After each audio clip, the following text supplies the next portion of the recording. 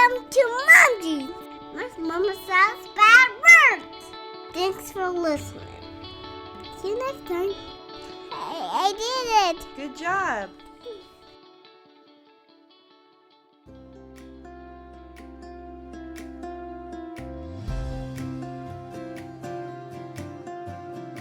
Finding the right jeans is hard. Accepting your jeans is even harder. Whether you wear boyfriend or bootcut, high-rise or low-rise, this podcast will teach you to love the jeans you're in. I'm Rachel. And I'm Tina, and we're going to use modern research to bust diet myths and get real about body after baby. We're going to take you on a journey of unpacking your old beliefs about food and weight so you can learn to nourish your body and raise body-confident kids. So put your booty in a chair and let's talk mom jeans.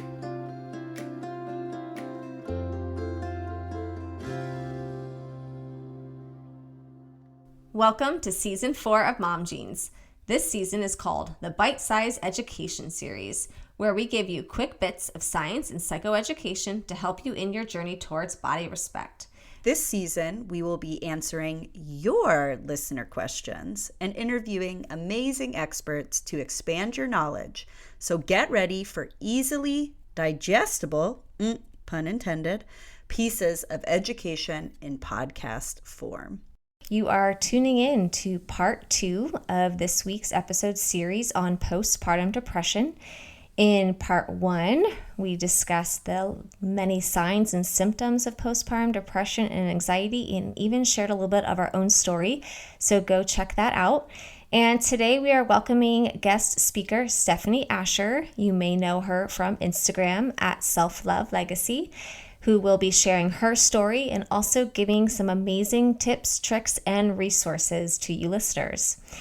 So before we dive in, Stephanie Asher has lived through 3 decades of sexual abuse from multiple family members, a lifelong battle with chronic depression, PTSD, night terrors, body dysmorphia, and she had to abruptly walk away from her entire immediate family to protect herself and her future children. She has even been hospitalized for suicide.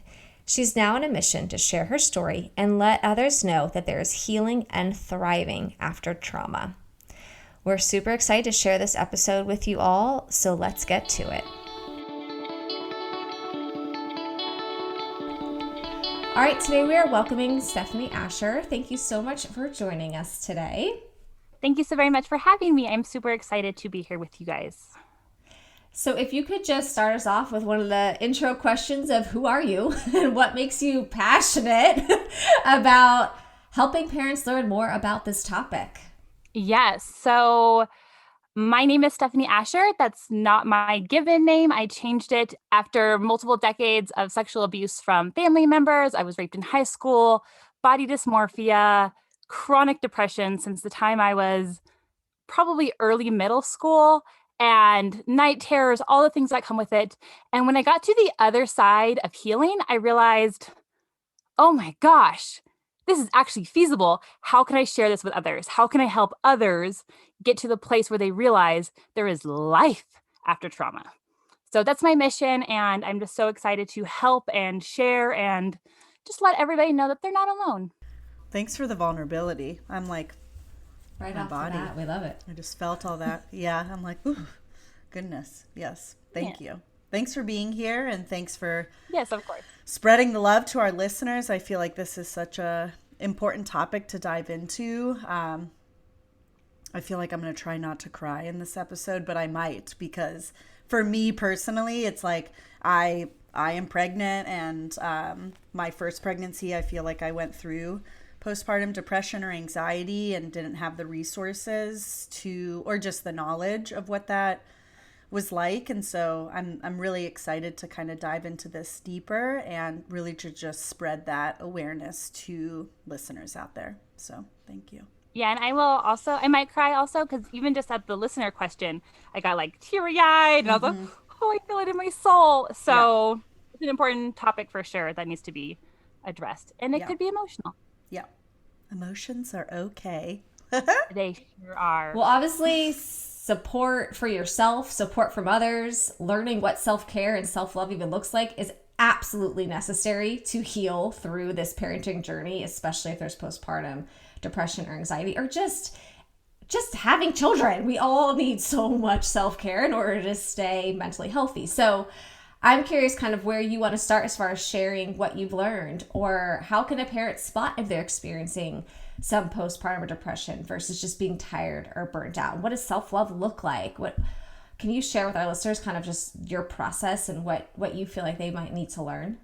Yes. So first and foremost, I definitely suggest everybody listening to this episode to go to Mom June's website, which is going to be linked, and download the 2 PDFs. One is your safety plan. And the whole purpose of a safety plan is if you are feeling low or you've had any self-harm or suicidal thoughts in the last 2 years, I would download that, fill it out, and fill it out honestly. It'll ask you what makes you feel safe, what makes you happy, what are your signs that you're getting too deep and too depressed. So when you are at that place where you are noticing you're there, you're already self-aware of it, and you already have a plan in place to make sure that you get to a safety, you get to the help that you deserve. So that's the first one. And then the second download is if you are depressed, it might be a little obnoxious because it's like rainbows and sunshine. But that is your 5 types of self-care. Most people think that self-care is bubble baths and face mask, and it is so much deeper than that. So be sure to fill that out as well, so you have a idea of what actually feeds your soul, what fills your cup. So those are the first 2 downloads that I suggest getting. And then when it comes to figuring out what is postpartum depression / anxiety and what is new mom life, that is a little tricky.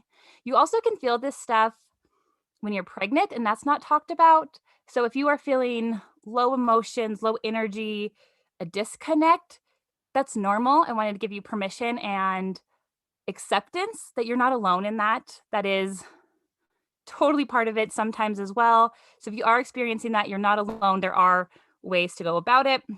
So we're going to go into kind of a little list, and we'll break it down between how to tell if it's postpartum and how to know if it's just a regular mom life. So if you are feeling consistently sad, every day you are crying consistently, you cannot stop crying, you don't know why. That, if it is lasting longer than 2 weeks, that is a great indicator that is postpartum depression. But if you are crying because your kid can't go to sleep, you're just so tired, and you cry one big spout once a day over a span of 3 days, it might just be overwhelm. Wow, how validating. I'm like, oh my gosh, I do that all the time. I know. I was like, oh no, I'm crying. But it's only because it's like, why are you yelling at me, Henry, for no reason? But then I'm like, okay, I feel better, after just crying. But as someone who's experienced postpartum depression, I would just weep for no reason while driving my kids to school every single day for weeks on end. And so I 100%, when you said that, I was like, raise my hand. Why am I crying? My kids are looking me in the rearview mirror, like scared. It was so overwhelming and scary. And that was absolutely a sign that I went, wait a second, this is actually not just normal mom exhaustion. And it's so hard to tell because it's kind of a stigma of, well, you're a mom, it's going to be hard. There's no clarity of what is postpartum and what is overwhelm. And it's such a gray topic that is not talked about enough. Yeah. I love this list. All right, keep going. Perfect. So the second one is you are unable to enjoy life and or your baby. There is this fantasy out there that you are pregnant and you just have this amazing bond with your baby, or you give birth and you are so deeply in love. Well, the truth of the matter is not everybody falls in love at first sight, right? Thank you for when you meet your saying spouse, you're like, oh, he's okay. But some people grow into love, and it's the same with a kid. Sometimes you have to find that connection, find that bond, and it might take months to get there. It might take finding yourself to be able to get to that place of vulnerability to have that connection with your kid. All okay. When it comes to the point where you are feeling truly disconnected from life and you're just numb, you are empty and you have no feelings of love towards yourself, towards your spouse, towards your dog, anything that previously made you happy, if you have a disconnect from that, that is where you should be looking at postpartum depression and the severity of that and how dangerous that can also be for not only yourself, but other people around you. Low energy and fatigue. That is on the list for postpartum depression. So hard. Yes, I'm all. I averaged 3 hours of sleep for the first 7 months. My Fitbit tracked it. I'm all. Yeah, I think all new parents have low energy and fatigue. So that one also is, you can kind of gauge, is this real to the point where some sleep makes me feel a little bit energized, or is it a constant? Do you feel low energy after you eat, before you eat, after you get some sleep? Kind of take an evaluation. Sleep problems also make me laugh on the list of postpartum depression because, yeah, we have sleep problems. Our baby's not sleeping, or they sleep for 15 minutes. So that one is an interesting one. If you are having a hard time falling asleep because you're scared that you're just so anxious that you're scared that your kid's going to roll out of the crib, suffocate, all of these fears that physically do not allow you to sleep. Or on the flip side, you want to sleep all day long, you are struggling to stay awake, you are struggling to function because all you can physically do is sleep. That is also the gauge of, it's one extreme or the other. A happy medium, mom life. Extremes, postpartum depression. Lack of appetite. So when it comes to food, sometimes we just forget to eat. Life is busy. We're just happy that we fed the kid. It's a win. We're moving on, right? But sometimes you can go days without eating and not noticing, with the extreme of postpartum depression. Or you can also do the opposite of eating is the only thing that makes you feel any type of emotion. So if it's an extreme, that's where we really need to be looking at postpartum depression. And I want to do a disclaimer real quick. This is not, I have all of these symptoms. Of course, I have postpartum depression. This could be, I have 2 of these and they're severe. And in you personally, that is something to look at. It is not every single mom with postpartum depression experiences the exact same symptoms. Extremes of them are also, they vary. So go with your gut, go with what feels right. If you are listening to this and you feel, oh my gosh, I think she's talking to me, I think I have postpartum depression, follow up with that. Follow up with the doctor. Follow up with family members, whoever your support system is. But if you feel any connection with these extremes, whether it's small amounts of this list or a big amount, make sure that you are looking into getting support. The next one is becoming withdrawn. You don't want to literally do anything. Things that make you happy, basic life things. So new mom life, there are multiple months. I couldn't even tell you how many times I showered. Like, no idea. I think maybe that was me, but that to me was a normal please, mom. I'm still struggling. Yeah. I'm like, Henry, we're going to get in the bath together because this is the only way that I'm bathing. Okay. Yes. Yeah. So I think everybody's like, oh, just bring your baby in or take a shower when they're sleeping. And I had the anxiety of, well, he sleeps for 15 minutes. Am I like the phantom crying? Oh gosh. It's so overwhelming and it's hard to function. But when you are not functioning versus we're slightly functioning, I think that's where the difference comes in. Of course, any thoughts of suicide, self-harm, and or harming your child, those are very extreme. Those are an immediate, we need to be reaching out to mental health professionals. You can even call your gynecologist. Let them know what is going on. Get moving in the right direction to make sure that you are safe and that your baby's safe. The guilt trip, right? Everybody has it. The mom, guilty about being pregnant. You didn't take whatever you were supposed to take or whatever, right? There is mom guilt. There's guilt involved, which is so silly, but it is what it is. But if you are feeling guilty and you're feeling that you're not doing enough as like for 2 weeks, you're like, I just am not enough for my kid. My kid would be better without me.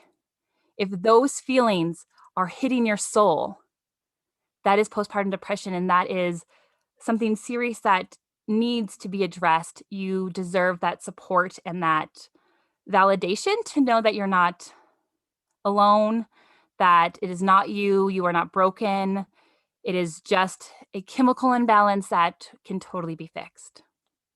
So I just wanted to let you know, and fixed is a weird word that I just said right there, that one slipped, but there's medication, there is support, there are ways to help you process, get better, and feel support. Feelings of confused, scared, angry, deep sadness within your soul.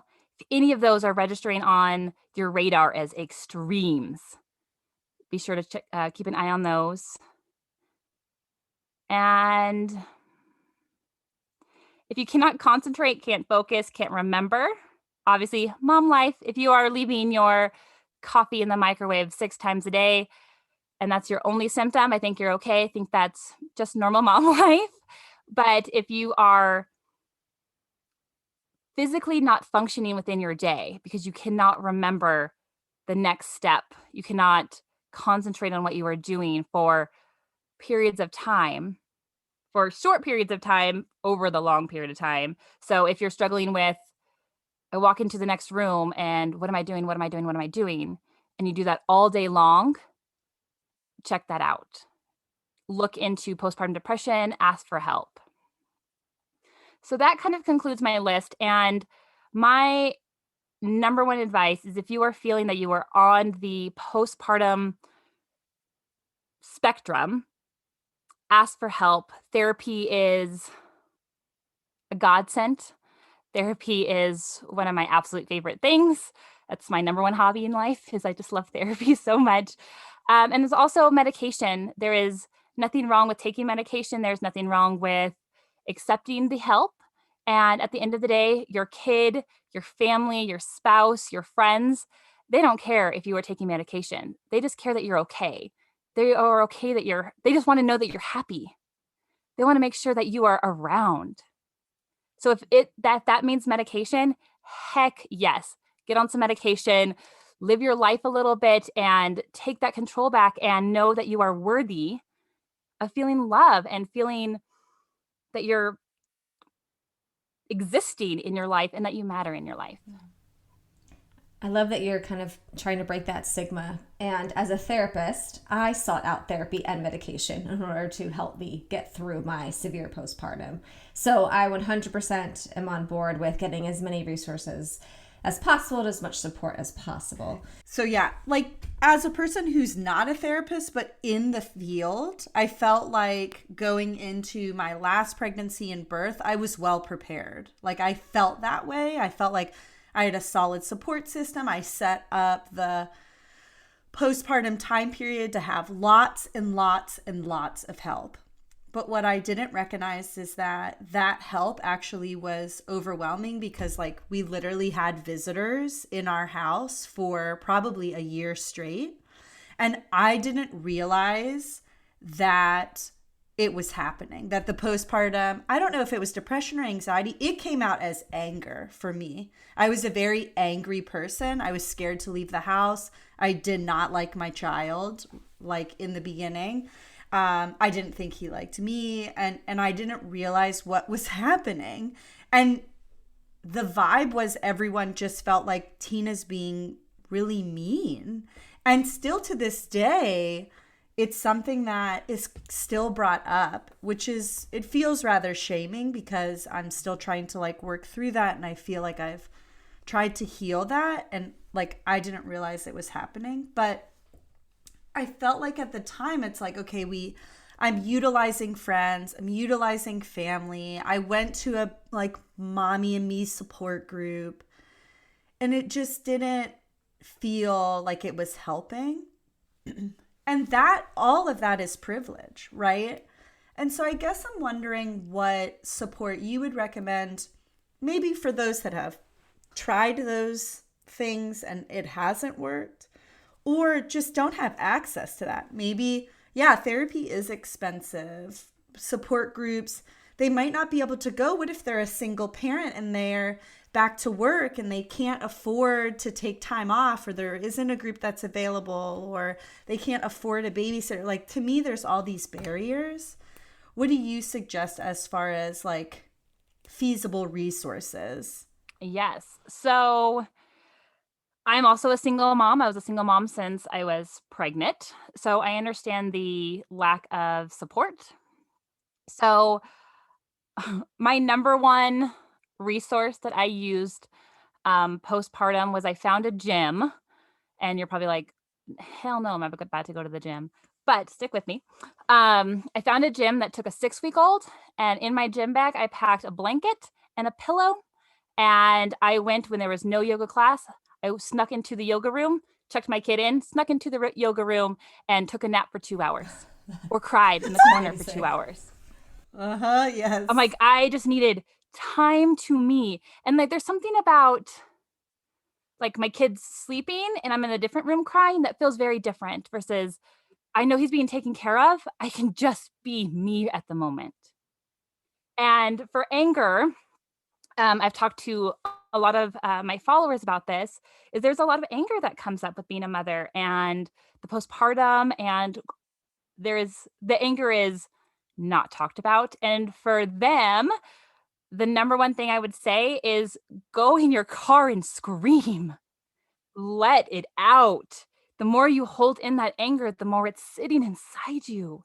Like, set it free. Get it out of your body however you need to. If you have to take a pillow in your car and you're sitting in the back seat and you're freaking just wailing on it, do it. Whatever you need to release whatever is inside of you. And if you're having anxiety and you are struggling to get out of the house, 2 little steps. I can walk 3 houses up with my kid in my arms or in the stroller. You're getting vitamin D in the sun. You're taking little steps to build your confidence. It doesn't have to be, I'm going to do a day trip to the zoo. Be realistic. And I think that's where a lot of the resources aren't accurate. Facebook groups are also a good resource. And I know you're probably like, Facebook groups, but there are really positive mom groups out there. There are some really negative ones, so just cut those real fast. You can get on and look at conversations when it's right for you time-wise. It doesn't have to be on their schedule.